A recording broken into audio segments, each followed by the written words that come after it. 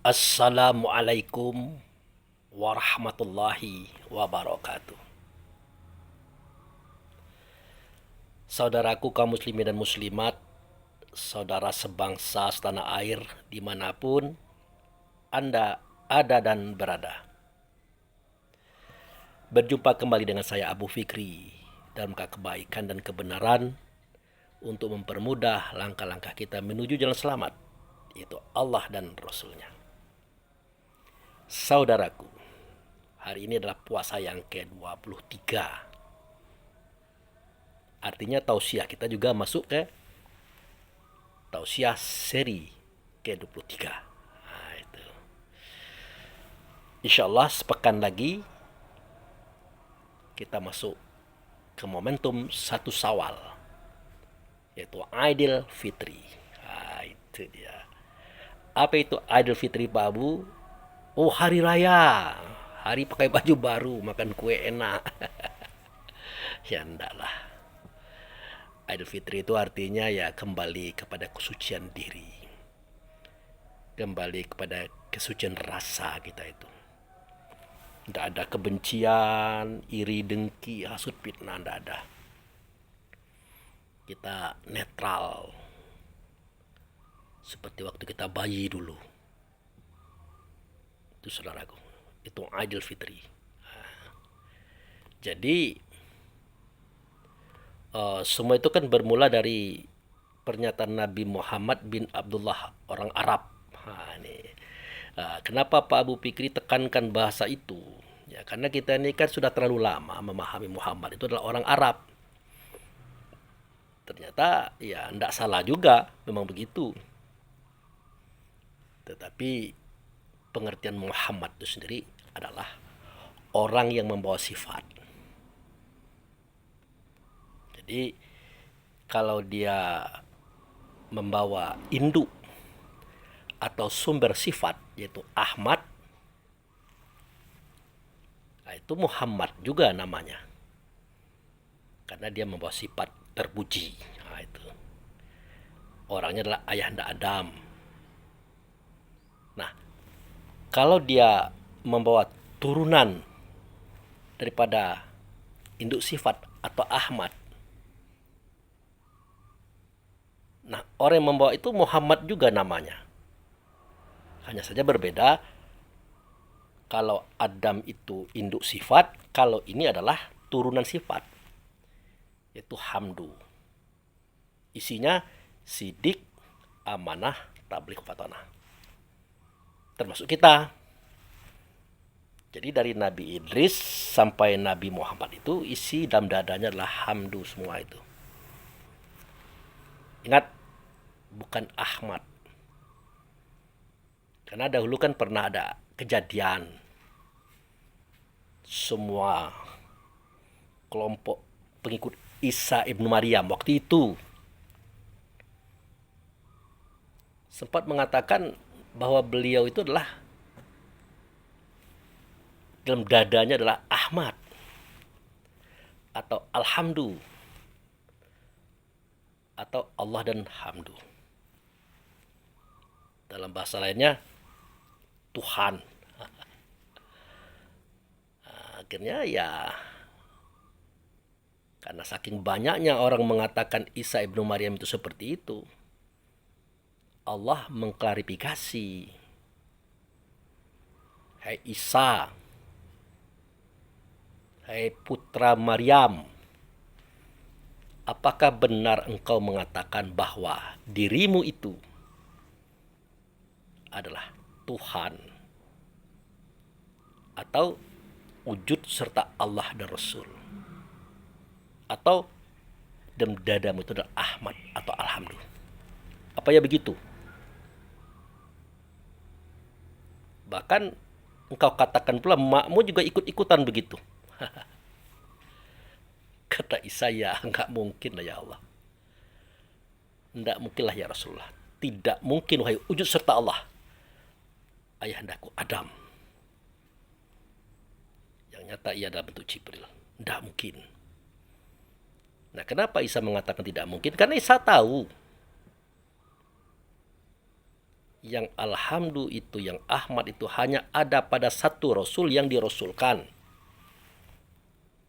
Namanya Adam. Ada ayatnya, ada sejarahnya, gitu. Ada faktanya. Nah, itu. Nah, ayatnya tidak usah saya ulang lagi. Faktanya tidak usah saya ulang lagi. Kita sudah paham. Tapi Pak Abu, kami pengen juga lihat ayatnya. Ya boleh. Boleh, tidak apa-apa. Kita kan selalu elastis ya. Tidak kaku. Karena membangun pola pikir, pola rasa kesadaran itu susah, saudaraku. Berat. Apalagi kalau kita menjadi pelayannya. Kita harus siap untuk melakukan segala sesuatu kebaikan, kebenaran demi orang-orang yang bertanya kepada kita. Jangan sebaliknya, susah ditemui, susah dicari, banyak protokoler, banyak aturan. Akibatnya para pengikut ini, para jamaah dan kaum ini, ya dia mereka-reka dengan pemikirannya. Yang satu bercerita begini, yang satu bercerita begitu. Akhirnya muncullah opini yang keliru. Contohnya di zaman Isa. Baik, kita lihat ayatnya. Ini ayatnya. Wa iz qala Allahu ya Isa bana Maryama a anta qultal linnasi takhizuni wa umi ilahaini min dunillahi. Jadi Jibril itu ngomong kepada Muhammad, ingat ya. Nah, ini Muhammad orang Arab ya, bin Abdullah. Nah, Muhammad ingat ya. Nah, seketika Tuhanmu berkata, atau seketika Allah berkata, wahai Isa, putra Maryam, adakah engkau berkata kepada manusia, angkatlah aku dan ibuku menjadi Tuhan selain daripada Allah? Ya, ada tidak kamu ngomong kayak gitu? Nah, dalam bahasa kita adalah adakah engkau mengatakan bahwa pada dirimu itu adalah Allah dan Rasul, maka muncul engkau sebagai Tuhan. Yang uniknya lagi, kamu bawa emak kamu pula gitu. Ada lagi dalam dada makmu Allah dan Rasul. Akhirnya begitu bahasanya itu. Ya tentu kata Isa, ya enggak mungkin lah ya Allah.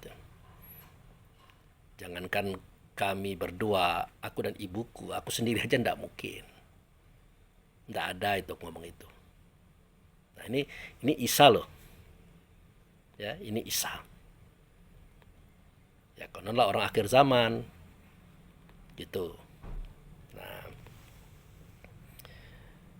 qala subhanaka mayakunu liya an akula malaisa li bihaqi in kuntu qultuhu faqad alimtahu ta'lamu ma fi nafsi wala a'lamu ma fi nafsika innaka anta alamul ghuyub.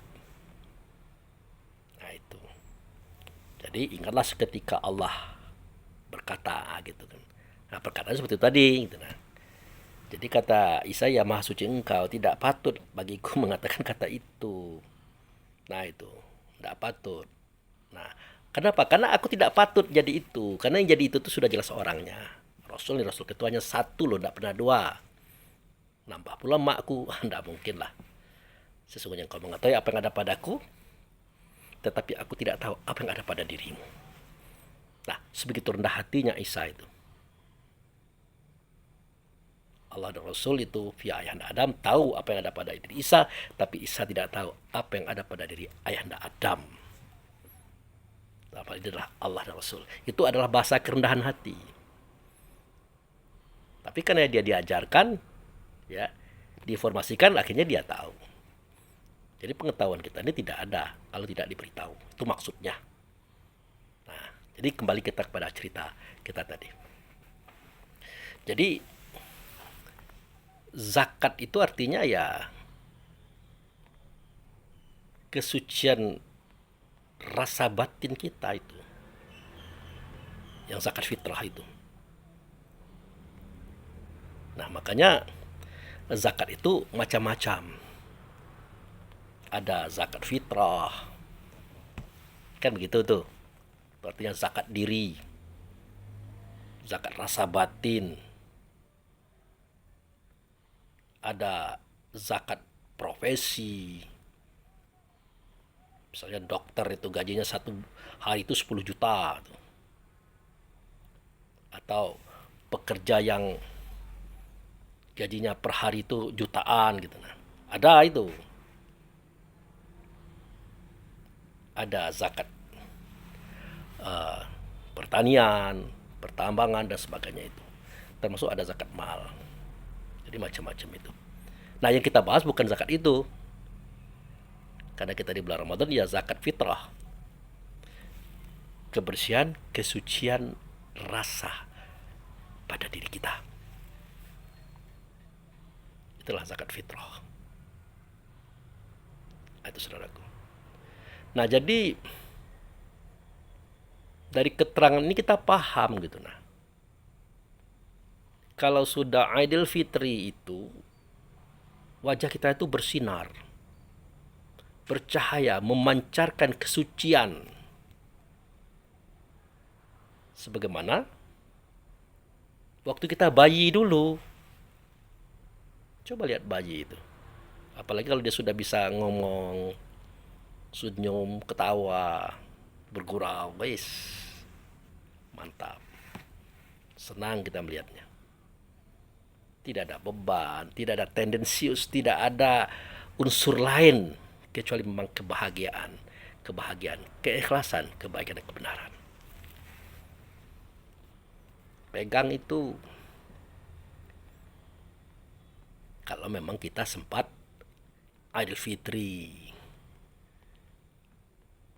Tapi setelah Idul Fitri, muka sangar, suara sangar, kata sangar, perbuatan sangar, arogansi.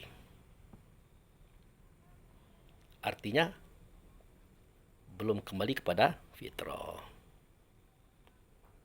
Itu saudaraku. Makanya persoalan zakat fitrah ini itu bermula daripada sabda Nabi Muhammad juga. Walaupun kebanyakan ulama mengatakan ini adalah hadis lemah ya. Jadi kita ini kan jangankan Quran, jangankan hadis ya. Kata-kata orang saja kalau benar ya kita benarkan. Kita iyakan, kita terima. Jadi kita tidak terlalu prosedural. Tidak terlalu kaku memahami kebenaran itu. Karena Quran dan hadis sebagai dalil itu untuk mengantarkan kita kepada kebenaran mutlak yang tidak bisa dibantah oleh akal. Itu sejatinya. Quran, hadis itulah dalil untuk mengantarkan kita kepada kebenaran mutlak yang tidak bisa dibantah oleh akal. Itu sejatinya. Nah, maka kalau ada mengatakan, wah ini hadis palsu, ini hadis lemah, ini hadis yang tidak dipakai oleh ulama, ya biarkan saja, tidak apa-apa. Tapi logika kita mengatakan ini tidak salah dan ini adalah benar. Apa itu Pak Abu? Nah, kata Nabi Muhammad bin Abdullah, puasa itu kalau tidak 29 hari ya 30 hari. Itu oleh Allah dibagi 3. Ada 10 pertama, 10 kedua, 10 ketiga. Nah, kajian ini disampaikan oleh Nabi Muhammad didapat daripada Maha Guru. Jibril itu tidak mungkin dia bisa ngomong mengatakan itu kalau tidak ada gurunya. Itu Jibril gurunya itu. Itu saudaraku. Nah, 10 hari yang pertama Allah itu memberikan rahmat, menebarkan rahmat. Rahmat itu artinya cinta kasih sayang kepada kita yang berpuasa. kepada kita yang berniat untuk mensucikan diri kita. Artinya suara kata perbuatan jauh daripada noda. Dan itu tidak mudah. Makanya Allah hibah melihat kita. Kasih sayang dan cinta kepada kita. Itu alasannya itu. Nah, 10 hari yang pertama, begitu kejadiannya. Allah memberikan rahmat, cinta, kasih dan sayang kepada semua kita yang berpuasa. Nah, 10 hari yang kedua, itu hari ke-11 sampai ke-20. Itu Allah mengampunkan dosa kita, kesalahan kita, kekeliruan kita. Besar atau kecil. Sengaja atau tidak sengaja. Kalau sudah besar benar, ya tobat. Bertobat. Nah, itu kejadiannya adalah 10 hari yang kedua. Yang menarik, 10 hari yang ketiga, yaitu itkum minan nari. Aku bebaskan kamu dari azab neraka. Itu. Mati saja belum, masuk neraka saja belum, tapi kita sudah dibebaskan dari azab neraka. Nah, ini yang menjadikan kita berdoa kepada Allah dan Rasul di saat Ramadan belum tiba. Apa doanya? Ya lucu. Ya Allah, jika usiaku ini sampai di saat momen Ramadan belum tiba, tolong ditunda ya Allah. Tolong diundur dulu. Jangan sampai aku dimatikan. Aku di-off-kan. Aku pengen berpuasa di bulan Ramadan. Ya karena ini, karena jaminan yang Allah berikan ini sangat luar biasa.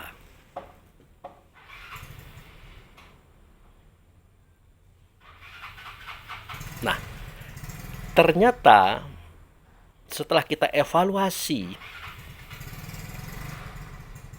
3 macam pemberian Allah ini kepada diri kita, ada yang meleset. Ibarat serangan Iran kepada Israel itu, ya, ada yang anti rudalnya itu tidak mampu menghantam. Akhirnya lolos. Rudal Iran menghantam Israel. Iron Dome-nya itu tidak mampu mendeteksi karena kebanyakan itu. Sama dengan kita. Nah, bagaimana Pak Abu cara kita mengetahui bahwa ada yang meleset pemberian Allah itu kepada kita? Artinya tidak sampai.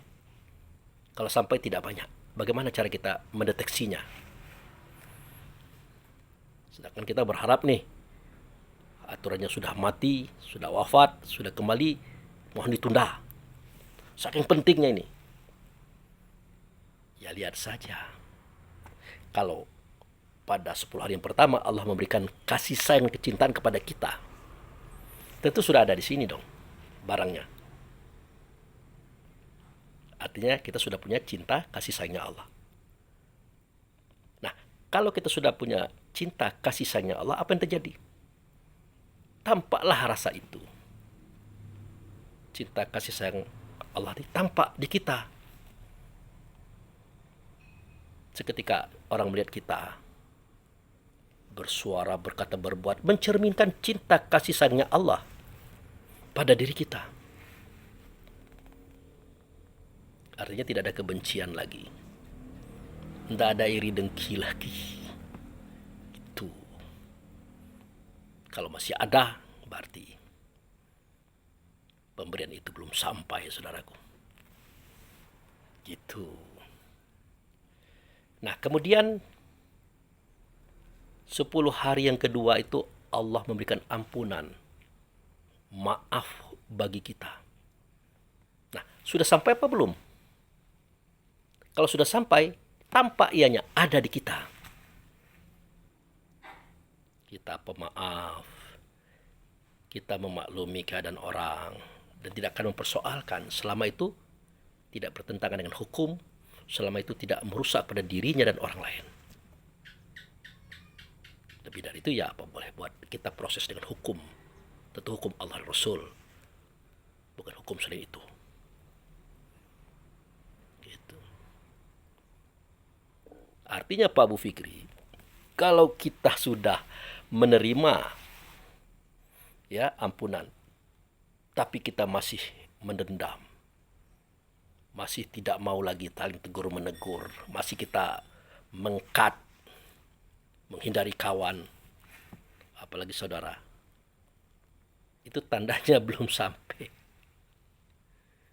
Belum sampai, saudaraku. Nah itu. Nah kemudian 10 hari ketiga itu Allah dan Rasul mengatakan itqum minan nar. Aku bebaskan kamu dari azab atau siksa neraka. Neraka itu kan bahasa kita Indonesia. Ya. Kalau bahasa Qur'annya an-naru. Bahasa kita orang kampung api. Api itu panas, pedih, perih, pengap, sesak. Kalau ngomong mengas-mengas. Kalau bersuara kasar dan pedas. Kalau bertindak arogan, emosian. Bawaan tuh mau marah melulu. Artinya belum bebas. Belum sampai pembebasan itu. Buktinya kita masih arogan. Baik secara pemikiran, perasaan, perbuatan. Kita masih arogan. Belum. Berarti kita gagal Pak Abu. Ramadan kita. Yes. Nah, tetapi Allah itu Maha Pengasih. Allah itu Maha Penyayang. Diberikannya satu kesempatan lagi untuk kita. Jangan sampai gagal. Diberikan satu kesempatan lagi untuk kita agar sampai kepada Aidil Fitri. Itulah zakat fitrah itu. Mensucikan diri kita dalam bentuk rasa tadi.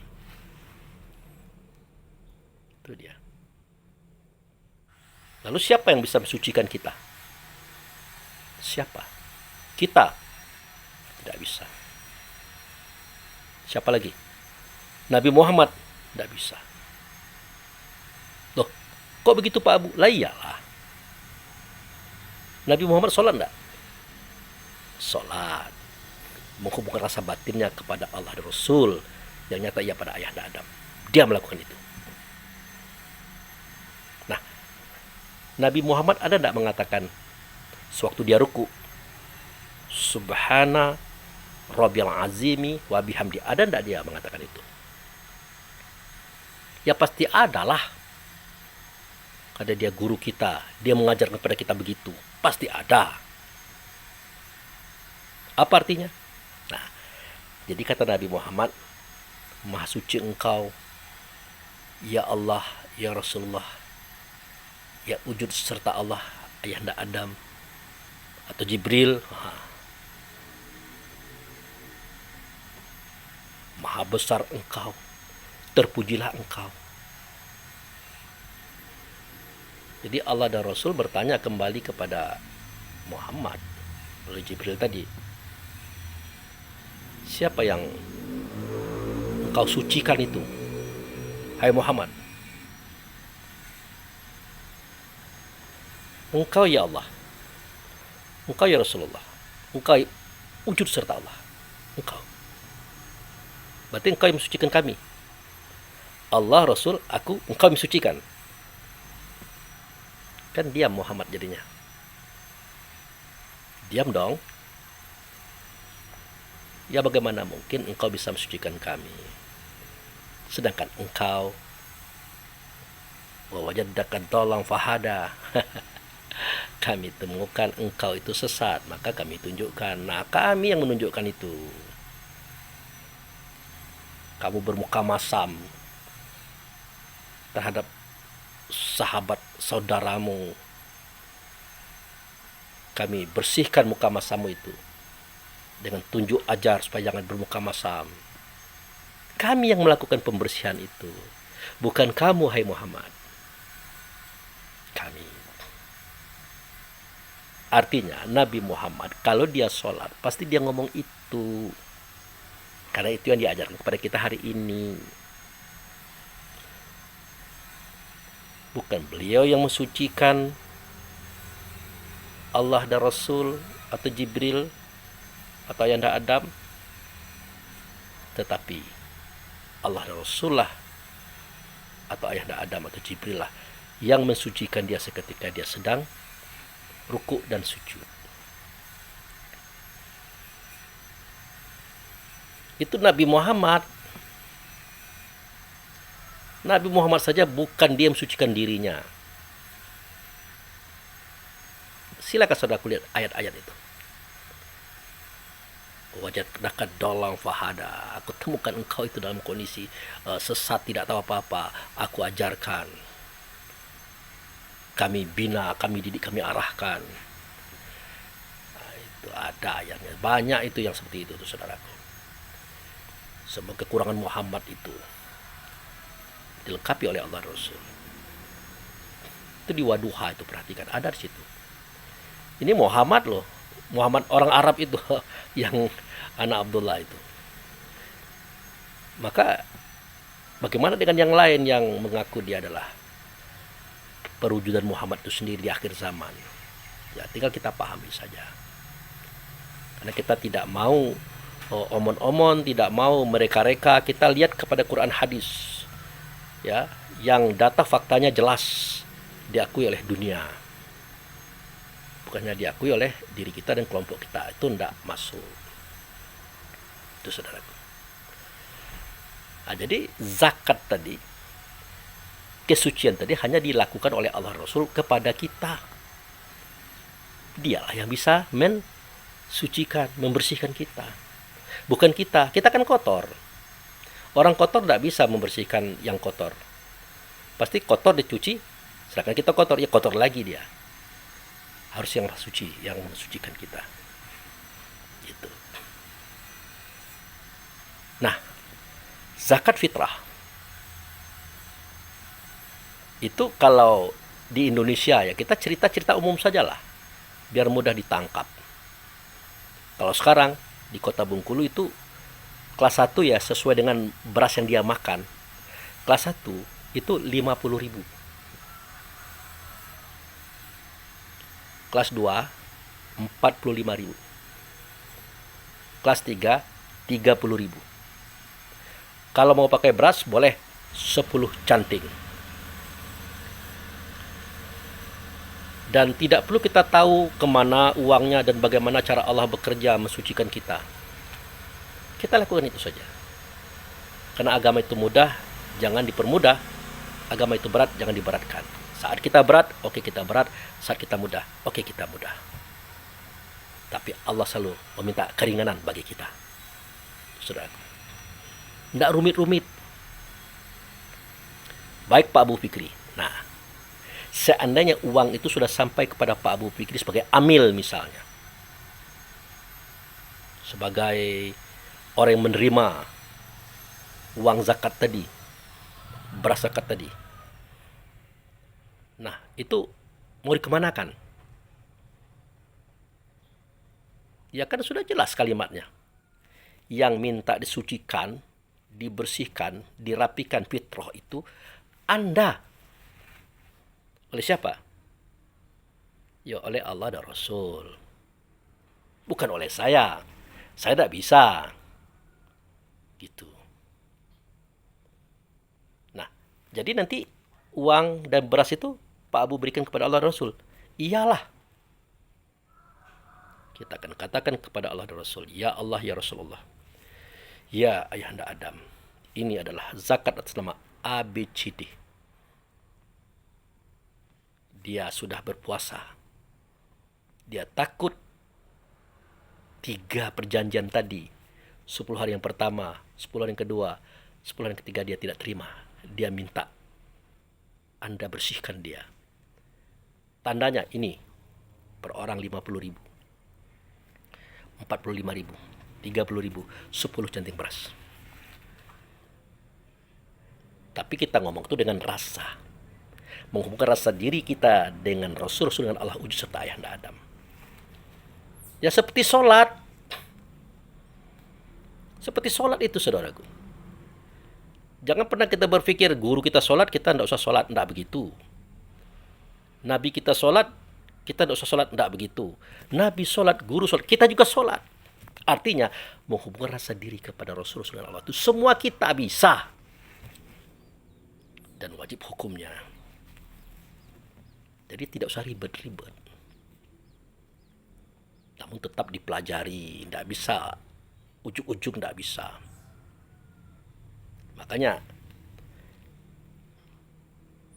kerjaan itu berat. Kan dikatakan wasta'inu bis-sabri was-shalah innaha lakabiratun ilal khashi'in. Kan gitu. Minta tolonglah kamu kepada Allah dengan sabar dan sholat. Nah, kerja itu berat. Kecuali bagi mereka yang khusyuk. Orang yang bisa menyatukan rasa batinnya dengan Rasulullah dan Allah serta Adam. Itu mudah-mudahan tidak terlalu berat. Bukan ringan juga, tidak terlalu berat. Nah, kalau sholat yang kita serahkan apa? Apa? Inna sholati wa nusuki wa mahyaya wa mamati. Hubunganku kepadamu, wahai Allah dan Rasul.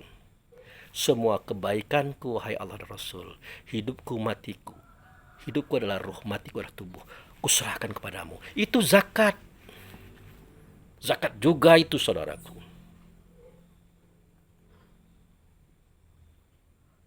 Jadi itu kita lakukan minimal 1 hari 1 malam 5 kali. Nah, kalau zakat fitrah ini sekali setahun kita lakukan. Demi mengabsahkan yang 3 pembagian tadi.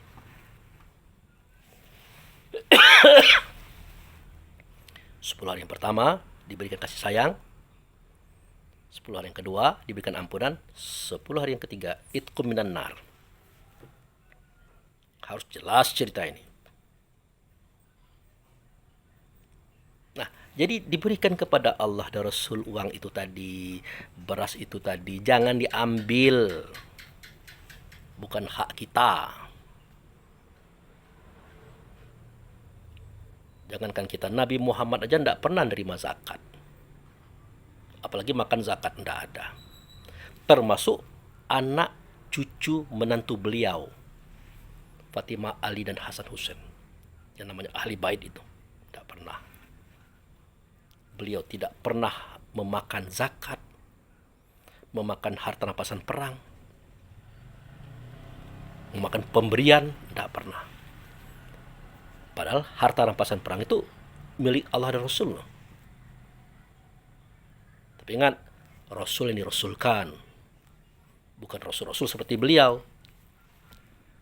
Itu makanya beliau tidak bisa memakan harta rampasan perang. Itu harus kita pisahkan, saudaraku. Yas'alunaka anil anfal, qulil anfalu lillahi wa rasul. Kalau bertanya orang kepada engkau, hai Muhammad, ini kata Jibril ya, tentang harta rampasan perang, itu milik Allah dan Rasul. Ya ada dalam dada Adam. Bukan dalam dada kamu, dalam dada Adam. Makanya Muhammad sebagai orang yang diangkat dan ditunjuk sebagai penutup para nabi, yang siap akan menjadi saksi, diangkat oleh ayahandanya. Salah satu ciri-cirinya dia tidak makan zakat, tidak menerima harta rampasan perang, tidak mau menerima pemberian, kecuali satu, hadiah, baru dia terima. Termasuk menantunya Ali bin Abi Thalib, putrinya Fatimah, cucunya Hasan Husain, enggak.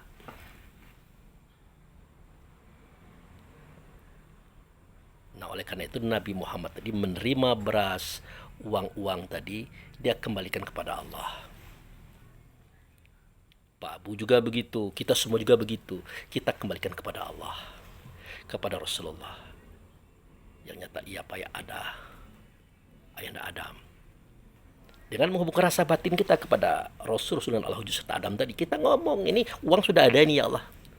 Uang sudah ada nih ya Rasulullah. Bagaimana ini? Nah, itu. Nah, dijawablah oleh Allah dan Rasul. Nah, uang itu kan tidak akan sampai kepada saya. Beras itu apalagi. Tapi kau terima sajalah dulu. Sebagai bukti bahwa mereka sudah ikhlas untuk mensucikan dirinya oleh aku, kata Allah dan Rasul. Via ayahanda Adam. Kau terima saja dulu. Nah, jadi ketika itu naik ke atas, kita persembahkan kepada Allah, namanya zakat. Zakat. Nah, seketika Allah katakan, udahlah, bagikanlah kepada orang yang berhak menerimanya. Ada 8 asnaf, bagikan. Namanya berubah, bukan zakat, tapi sedekah. Tapi tetap Nabi Muhammad, Fatimah, Ali, dan cucunya Hasan Hussein tidak bisa menerimanya, saudaraku. Walaupun judulnya sedekah. Pembuktian daripada kebenaran. Kenapa? Karena mereka sendiri adalah pembuktian kebenaran itu. Mereka itu adalah hujah. Muhammad, Fatimah, Ali, dan cucunya itu pembuktian. Itulah sedekah. Jadi sedekah tidak akan bisa menerima sedekah, apalagi zakat. Itu, saudara. Kami pengen lihat Pak Abu kriteria orang yang bisa menerima sedekah dari Allah dan Rasul itu. Yang tadinya dia bernama zakat. Surat apa itu? Baik. Kalau saya tidak salah itu surah At-Taubah ayat 60. Oke, kita lihat. Ini ayatnya. Innamas shadaqatu lil fuqara'i wal masakini wal amilina 'alaiha wal mu'allafati qulubuhum wa fi riqabi wa gharimina wa fi sabilillahi wa ibni sabil faridatam minallahi wallahu alimun hakim. Jadi terjemahnya adalah sesungguhnya sedekah itu. Nah, jangan dirubah-rubah. Kalau dalam kitab Quran itu zakat tulisannya. Jangan. Zakat itu adalah seketika itu naik kepada Allah dan Rasul. Itu zakat. Tapi kalau sudah turun daripada Allah Rasul untuk kaum dan umat, jangan disebut zakat lagi, sedekah. Tulisannya kan sedekah itu. Jangan dirubah-rubah. Oke? Nah, itu. Sesungguhnya sedekah itu hanyalah untuk orang-orang fakir. 1. Orang-orang miskin. 2. Para amil zakat. 3. Orang-orang yang dilunakkan hatinya. Mereka mu'alaf. Kemudian untuk memerdekakan hamba-hamba sahaja. Kemudian untuk membebaskan orang-orang yang berhutang. Kemudian untuk jalan Allah. Dan untuk orang-orang yang sedang dalam perjalanan. Kemudian lagi, semua itu adalah kewajiban daripada Allah untuk kaum dan umat. Sesungguhnya Allah itu mengetahui, lagi maha bijaksana. Ingat, sesungguhnya Allah itu mengetahui, lagi maha bijaksana. Sangat bijaksana, saudaraku, sangat bijaksana.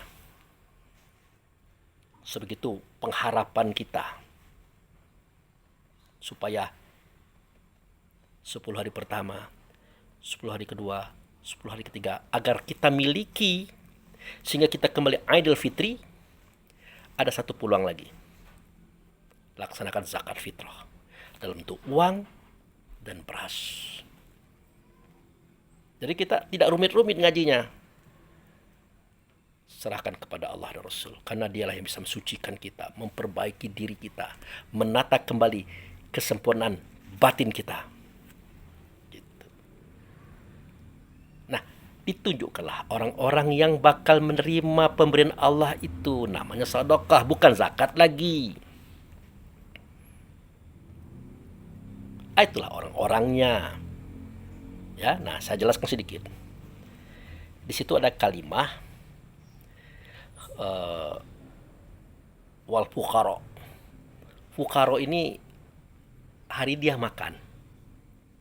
Suami istri dan anak-anak, besok belum tentu makan.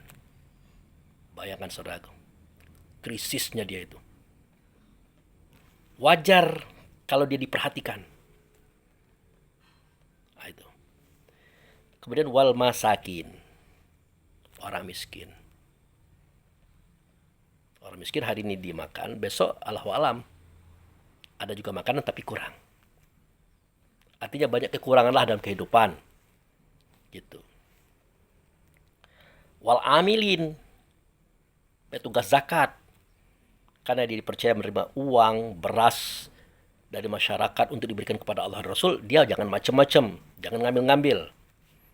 Lu juga digaji, kamu juga diberi 1/8 daripada jumlah.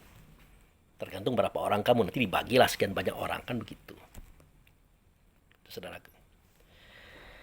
Nah, kemudian ada pula yang disebut dengan al-mu'alafati qulubuhum. Orang yang hatinya dilembutkan karena mereka baru masuk Islam. Ya bagaimana tidak, saudaraku? Pangkat tinggi, harta banyak, pengaruh besar, semua itu dicabut oleh keluarganya. Karena dia keluar dari agamanya yang lama. Akhirnya miskin. Hanya karena mencintai Allah Rasul, hanya karena ingin bergabung dengan kita orang-orang Islam. Wajib dia itu diperhatikan. Jangan sampai dia bingung. Waduh, gawat juga ya kalau keluar dari Islam. Kalau kita masih Islam. Pangkat diambil, harta diambil, uang diambil, kita diusir, tinggal baju 1 lembar. Tersiksa. Karena kita biasa senang. Nah, untuk orang ini perlu dibantu. Disambut dia, diberikan dia keringanan, kemudahan. Kalau dia pekerja, tidak punya pekerjaan, dikasih pekerjaan. Kalau dia tidak punya rumah, dipinjamkan rumah. Kalau dia belum punya makan, kita kasih makan. Tandanya kita bersaudara. Itu saudaraku, yang disebut dengan mu'alaf tadi. Kemudian wafiriqob, orang-orang yang tergadai. Ya macam-macam ya, tergadai dirinya karena dia punya hutang, dia harus bekerja lama, sekian bulan, sekian tahun, sampai hutangnya selesai. Ada itu. Atau hartanya yang dia gadaikan, padahal itu harta itu pokok penting. Misalnya motor untuk kerja, dia gadaikan karena kebutuhan uang tadi. Ada itu. Boleh mereka dapat. Itu wal gharimin, gharim, petugas masyarakat di bidang ibadah, tukang cuci WC, tukang sapu, tukang bersih masjid, macam-macam itu. Marbot lah bahasa kita itu. Di kita ini kan tidak. Kita mengaji enak, hati bahagia, sendu mendengarkan kaji. Mau ke belakang, ke WC, ke kamar mandi bersih, airnya jernih. Kita kaya raya. Tidak terpikir dengan kita membawa sedikit makanan, sedikit uang, memberi mereka yang garim tadi. Terlalu, kata Bang Haji Romah Irama. Ya kebahagiaan kita mendengarkan pengajian, duduk bahagia mendengarkan kajian daripada guru, tidak terlepas pada usaha garim tadi membersihkan masjid. Ya, usaha marbot tadi membersihkan WC, menyiapkan segala sesuatu. Jangan dianggap remeh mereka itu. Kebahagiaanmu adalah karena mereka. Kenapa kita tidak perhatian? Itu makanya Nggak masuk kepada kita itu. Kalau yang ada orang yang punya rezeki yang lumayan, tidak perhatian kepada mereka yang menyebabkan dia bahagia, itu tidak masuk dalam pekerjaan kita itu. Tidak masuk dalam hitungan kebaikan. Mestinya kita harus ingat, kalau kita seorang jemaah, kita ada rezeki, kita bahagia karena rapinya ruangan, sejuknya suasana, kalau ke kamar mandi bersih, macam cari garimnya, cari marbotnya, beri dia rezeki. Sedikit saja, tidak banyak-banyak. Kalau kita masak banyak di rumah, gulanya, gulai ayam, kambing, bungkuskan sedikit, berikan dia.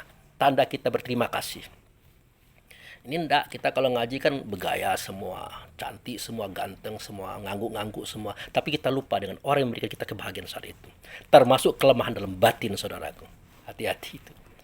Kelemahan dalam rasa, tidak punya perasaan. Itu maksud saya tuh. Ini bukan marah loh. Ini bukan marah. Karena itu yang saya lihat banyak. Iya. Apalagi kalau cerita umroh. Wah, aku sudah umroh 3 kali nih. Ada 4 kali. Memangnya apa perlunya umroh 2 kali, 3 kali, 5 kali itu? Apa perlunya itu? Apa tidak ketemu Tuhan waktu itu? Berulang-ulang. Makanya kalau ada uang tuh ada banyak, umrohkanlah garim kita. Saudara kita yang susah. Nah, berikan kesempatan mereka untuk menikmati apa yang kita rasakan saat itu. Itu baru benar. Bukan kita berulang berkali-kali, kemudian menceritakan pula kepada mereka yang belum pernah umroh. Jangan, saudaraku. Tolong rasa mereka itu dijaga. Menjeritlah hati mereka. Ya, kamu kaya, kamu punya uang, kami ini gimana? Mestinya didengarkan suara itu. Itu baru ngaji namanya itu. Oke, maaf ya.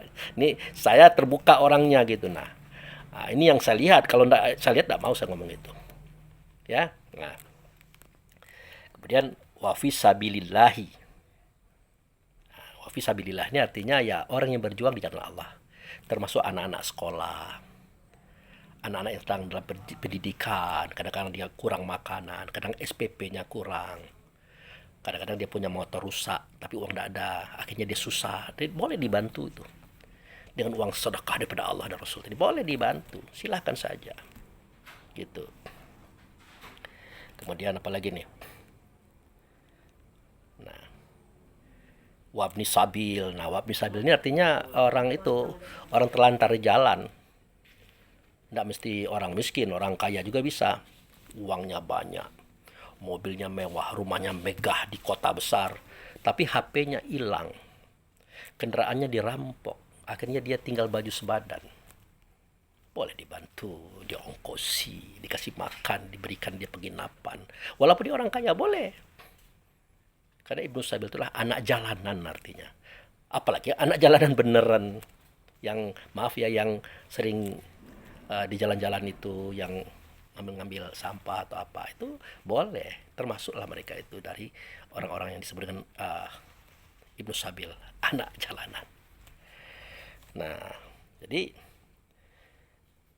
kejadian ini adalah faridata minallah, kewajiban daripada Allah kepada kamu wahai amil mencari orang-orang ini. Ingat ya, kewajiban daripada Allah ya kepada kamu wahai amil mencari orang-orang ini dan memposisikan pemberian ini kepada mereka. Jangan diambil sendiri. Apapun alasannya, tidak. Karena Quran itu tidak pernah berubah-ubah. Sekali katanya 8 asnaf, ya 8 asnaf. Jangan dibikin tafsir, jangan dibikin ini itu, sehingga hasilnya adalah individu. Jangan. Bahaya, saudaraku. Tidak seperti itu. Kemudian, wallahu alimun hakim. Allah itu maha tahu, lagi maha bijaksana. Nah, disitulah letak kebijaksanaan. Kebijaksanaan itu terletak sama rasa, atas bawah menikmati apa yang kita rasakan sesuai dengan kadar-kadarnya masing-masing. Itu yang sebenarnya kebijakan, menempatkan sesuatu pada tempatnya, memposisikan sesuatu pada posisinya. Itulah kebijakan atau kebijaksanaan itu, saudaraku. Oke, nah itu cerita tentang mengapa seketika dia naik namanya zakat, seketika turun namanya sedekah. Itu alasannya. Jangan ditakut-takuti. Kamu zakat kepada siapa? Oh, saya zakat kepada Pak Abu misalnya, atau Pak Amir, Pak itu. Oh, wah, enggak bisa itu. Kenapa? Apakah Pak Abu dia bisa membersihkan kamu? Apakah Pak Amir bisa mensucikan kamu? Oh, enggak bisa. Jadi bagaimana? Harus kepada Allah dan Rasul. Oke. Caranya. Nah, kamu serahkanlah kepada beliau itu. Karena beliau itu tahu siapa itu Allah, siapa itu Rasul. Baik, kami turut. Nah, setelah diberikan, diserahkan, ditunggu. Kenapa? Ada momen yang kedua. Penyaluran. Naik namanya zakat, turun namanya sedekah. Kemana arahnya? Ditunggu. Nah, itu. Kalau ada naik tapi tidak turun, apa namanya itu? Ada naik tapi tidak turun, apa namanya itu? Sedangkan kalimat ini mengatakan faridatam minallah, kewajiban bagi Allah untuk kamu wahai amil mencari yang 8 asnaf ini. Kewajiban bagi kamu karena kamu orang dipercayakan gitu. Jangan tidak kamu turunkan. Jangan. Wallahu alimun hakim. Sesungguhnya Allah itu tahu dan bijaksana. Kita lanjut. Oke. Oke, kita lanjut ya. Nah, ada pertanyaan Pak Abu sebelum ditutup nih acara nih. Sebelum ditutup nih tausiah di momentum seri yang ke-23 ini. Ya, apa kira-kira? Nah, kan suatu hal yang menarik. Setiap anak orang Islam yang baru lahir di bulan Ramadan langsung terkena kewajiban zakat fitrah. Ah, ya terus kenapa? Pertanyaannya kenapa mereka terkena? Apakah mereka sudah berdosa sehingga harus disucikan, sehingga harus dizakati? Kalau dia berdosa, dosanya di mana? Kalau dia kotor, kotornya apa? Kami pengen tahu. Oh iya ya, benar saudaraku. Nah, jadi begini ya. Kan kita semua pernah membaca surah At-Tin. Bunyinya laqad khalaqnal insana fi ahsani taqwim. Jelas? Sesungguhnya kami, kata Allah dan Rasul, sudah menjadikan insan itu. Insan yang dimaksud itu ruh, saudaraku. Dinamakan dengan nama insan. Dalam sebaik-baik kejadian. Karena ruh itulah turunan Rasul. Rasul turunan Allah. Ana minallah wal mu'minu minni. Aku daripada Allah, si mukmin itu daripada aku. Kata siapa? Kata Rasul. Rasul yang mana? Rasul yang dirasulkan. Di mana nyatanya? Pada ayahanda Adam. Nah, kan tinggi ruh itu, mukmin itu. Kan terbaik dia. Ingin melihat bagaimana keberadaan Allah, lihatlah keberadaan Rasul. Ingin melihat keberadaan Rasul, lihatlah keberadaan wujud serta Allah dan Rasul. Itulah ayahanda Adam. Sempurna. Tapi kan jangan dibandingkan ayahanda Adam dengan kita, beda, lain. Jangan kita dengan Nabi Muhammad aja dia beda. Jauh tinggi beliau itu. Apa perlu saya ulangi lagi? Ya enggak usah lah ya, enggak enak ya. Diulang-ulang terus itu enggak enak. Tapi pahamilah bahwa Nabi Muhammad dengan ayahanda Adam itu jauh berbeda, saudaraku. Silakan lihat video-videonya. Nah gitu. Nah jadi anna minallah wal mu'minu minni. Aku daripada Allah, si mukmin itu daripada aku. Si mukmin itu artinya ruh tadi. Ruh siapa saja yang dia yakin bahwa Allah Rasul itu memang ada. Nah, itu. Nah, sebegitu sempurnanya kita. Tingginya kita, bagusnya kita. Tiba-tiba dicemplungkan ke dalam asfali safilin. Kan itu pengakuan Allah Rasul yang disampaikan oleh Jibril kepada Nabi Muhammad. Ya, laqad khalaqnal insana fi ahsani taqwim.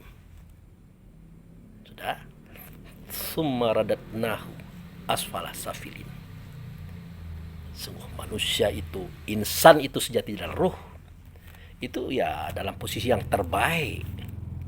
Ahsan itu terbaik artinya. Terbagus. Kemudian kami cemplungkan kemana? Ke asfali safilin. Asfal itu aspal yang kita pijak-pijak di jalan itu. Aspal itu. Safilin, rendah.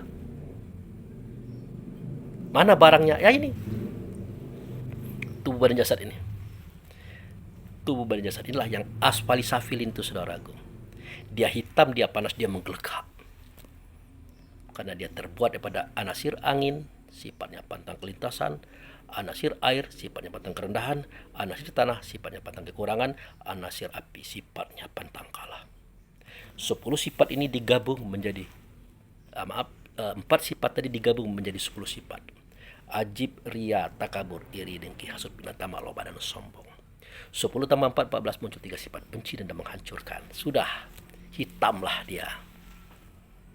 Itu. Nah, sudah dioperasikan atau belum dengan masuknya ruh ke tubuh tadi, maka dia sudah ternoda. Dia sudah berada dalam asfali safilin yang hitam, panas dan menggelegak. Dia harus ukhruju anni ajsamikum wal hukmi fattatunani. Dia harus keluar daripada batang tubuh dan hukumku serta suruhku. Datanglah kepadaku dalam salat. Itu apa? Innas sholati wa nusuki wa mahyaya wa mamati lillahi rabbil alamin. Salatku, ibadahku, hidupku, matiku hanya untukmu ya Allah. Allah yang mana? Ya lillahi, bagi Allah. Siapa itu? Orang yang kita ketahui, yang kita kenal. Telah anak Adam. Itu zakat namanya itu. Zakat diri. Nah, kalau zakat fitrah ya sama, hukumnya sama. Nah, itu alasannya. Jadi roh si bayi tadi sudah berada di tubuhnya, saudaraku. Maka dia sudah ternoda karena dia masuk asfali safilin. Makanya dia terkena dan dikenai hukum itu. Hukum zakat fitrah tadi. Nah, itulah ceritanya. Maka harus jadi bayar. Nah, untuk penutup cerita ini, saya ingatkan kepada semua kita para amilin, para orang yang punya duit, tolong diperhatikan saudara-saudara kita, tetangga-tetangga kita. Ya. Yang dia berpuasa di bulan Ramadan, berharap keredaan Allah dan Rasulnya. Mungkin dia tidak punya uang untuk berzakat fitrah. Perhatikan. Tidak punya uang. Semestinya ya tidak usah kita bantu. Tapi dialah yang menerima zakat itu. Semestinya. Kan sudah dijelaskan 8 asnaf. Tapi alangkah baiknya kita ambil jalan tengah. Bantu mereka untuk membayar zakat fitrahnya itu. Supaya mereka itu sama-sama fitrah dengan kita. Sama-sama suci, sama-sama menikmati janji Allah Rasul untuk kebaikan dan kebahagiaan dunia dan akhirat. Bantu mereka. Takutnya nanti saudaraku, istri 1, dirinya 1, anaknya 10. Ambil sajalah yang 30.000 misalnya. Itu sudah 360.000 saudaraku. Kemana dia mau cari uang? Sedangkan mereka itu semuanya berpuasa. Makanya di momentum berpuasa itu kita kalau mau bersahur, ingatlah orang dekat kita ada yang kurang makan. Berikan dia makanan sahur, itu semestinya. Seketika berbuka juga begitu, itu semestinya. Termasuk zakat fitrah tadi, itu semestinya. Makanya kita jangan sahur-sahur aja, orang mau makan apa enggak terserah. Enggak begitu. Enggak begitu cara orang bertakwa. Buka-buka aja, orang terserah. Ndak begitu cara bertakwa. Mari kita bayar zakat, uang kita ada, mereka terserah, ndak urusan kita. Bukan begitu. Tidak begitu cara bertakwa. Orang bertakwa itu, dia mencintai orang lain sama dengan mencintai dirinya. Sakit di orang, sakit di dirinya. Sakit di dirinya, sakit di orang. Dia tahu. Tajam rasanya itu. Kuat batinnya. Karena di sini ada neraca atau timbangan. Ya perasaan itulah timbangannya itu, saudara. Makanya saya katakan tentang garimin tadi, orang yang membersihkan masjid, marbot, tolong dihargai. Apalagi bulan Ramadan, waduh. Termasuk saudara-saudara kita yang susah, sulit uang, bantulah dia itu. Berikan dia kesempatan juga menikmati masa-masa hari raya. Jangan kita aja yang bisa gembira, mereka sedih. Orang pakai baju baru dia tidak, ya bantu. Nggak bisa kita membantu, ya kita ajak teman kita. Kan banyak kawan kita ini. Yang kaya ada, yang sedang ada, yang miskin juga ada. Kita ajak, kita buat semacam kesepakatan untuk bantu mereka. Bisa, itu fungsi kita. Gitu saudaraku. Nah jadi bagi mereka yang anaknya banyak atau uangnya nggak ada, itu dibantu. Bagaimana cara membantunya? Sederhana. Kalau kita tidak mau mengeluarkan uang kita karena kita miskin pula, atau kita tidak punya relasi kawan untuk diajak bekerja sama, cukup sebagai amil. Kita ngomong, Pak Amil zakat di musola Al-Aziz Rawa Makmur Kota Bengkulu. Nah itu saya. Ini ada teman saya. Ya kenapa temannya? Anaknya itu 8. Nah ini pengalaman nih yang terjadi. Ya, anaknya 8 tinggal di depan kuburan. Rumahnya maaf begitu.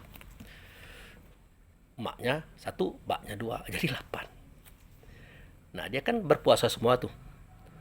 Kemarin kan diantarkan beras, kan ya, diberikan sembako, kan ya, ya. Terus gimana? Bagaimana dia mau bayar zakat fitrah itu Pak Abu?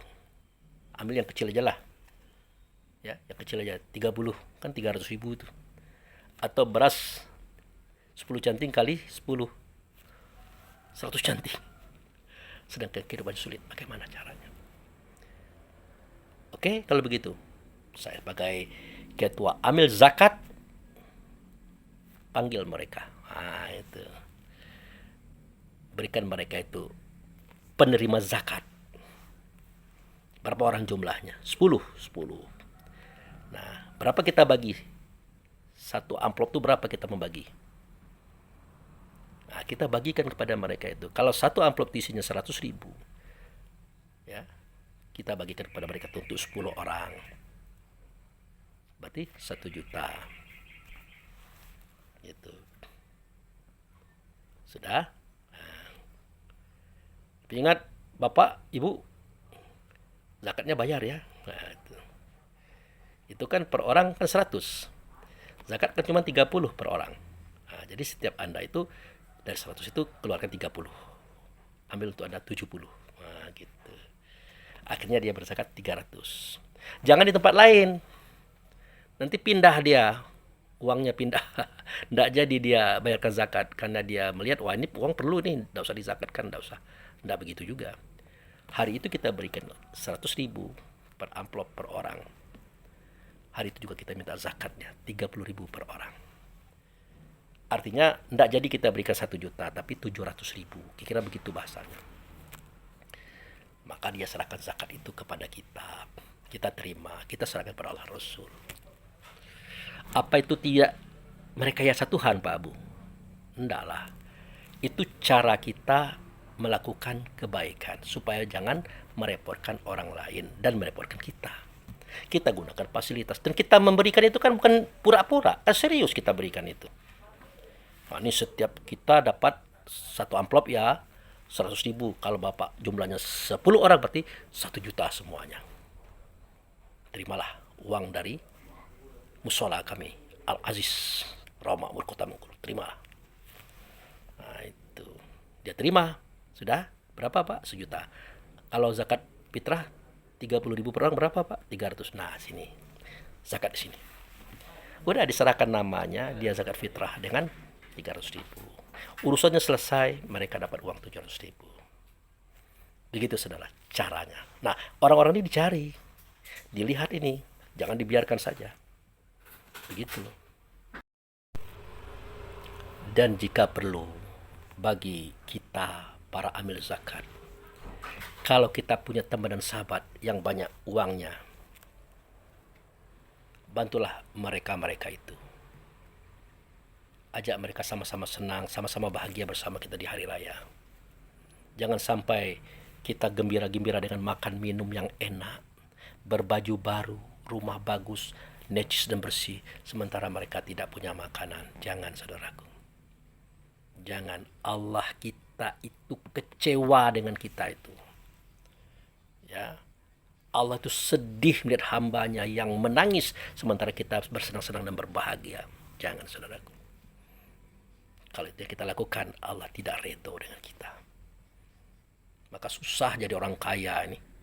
Jadi orang yang punya. Kenapa? Dia harus memperhatikan orang yang tidak kaya. Dia harus memahami orang yang tidak punya. Karena Allah itu apa? Kekayaan itu, pemilikan itu, kalau bisa ya sama-sama kita bagikan. Walaupun tidak banyak, tapi ada yang kita bagikan gitu. Nah, itu yang disebut dengan infak, sedekah, termasuk zakat, hibah dan macam-macam itu kan begitu. Jadi ingatlah pesan Allah dan Rasul. Iqra warabukal akram. Bacalah artinya lihatlah, dengarlah, rasakanlah segala sesuatu itu untuk suatu kepahaman. Dan Tuhan memuliakan. Tuhan memuliakan. Allah dan Rasul itu wujud serta Adam itu dimuliakan. Bagaimana caranya? Cari yang datang ianya daripada Allah. Adam dada setiap kita. Terutama mereka yang susah, yang banyak sedihnya karena kemiskinannya. Di hari raya ini, jangan biarkan mereka bersedih, saudaraku. Jangan coba-coba kita bersenang-senang, berbahagia, gembira ria, sementara ada orang yang sedih yang kita tahu. Kita kena. Makanya tak sanggup sendirian, ajak teman. Tidak banyak ya, sedikit saja, tidak apa-apa. Tanda kita punya rasa. Empati kata orang sekarang itu. Tanda kita ngaji. Gitu saudara. Nah, apa yang saya sampaikan tadi semua adalah hal yang sedang kita lakukan untuk kaum dan umat.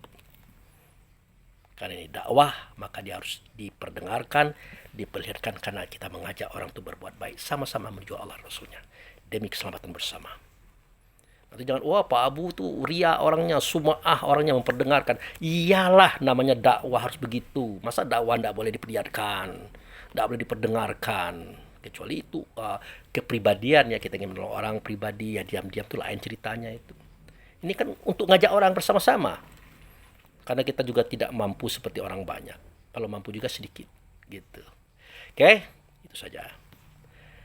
Demikian saudaraku, informasi tentang zakat ini. Terutama zakat fitrah ya. Zakat fitrah itu adalah pembersihan diri dalam bentuk rasa. Hanya dilakukan oleh Allah dan Rasul. Dengan cara membayar uang dan beras. Nanti serahkan kepada Allah Rasul. Kemudian Allah Rasul menyerahkan kepada kita lagi. Waktu diserahkan kepada Allah Rasul namanya zakat. Waktu dia turun kepada kita untuk orang lain namanya sedekah. Itulah At-Taubah ayat 60. Perhatikan itu saudara. Ingat, hati-hati. Ini adalah amanah Allah untuk kaum dan umat. Jangan diselewengkan. Demikian, terima kasih. Wabillahi taufiq wal hidayah. Assalamualaikum warahmatullahi wabarakatuh.